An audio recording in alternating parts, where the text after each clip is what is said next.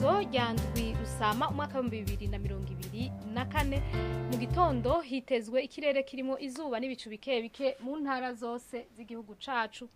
Ahazoba hakanye kurusha handi ni mu ntara ya Mwaro aho ipimo bizoba biri kuri °C 14.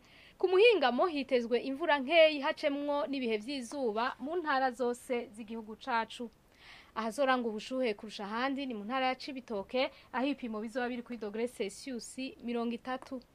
Ejo mu gitondo izuba rizoseruka igihe cy'isaha 11:58 rirenge igihe cy'isaha 12:02 zo ku mugoroba.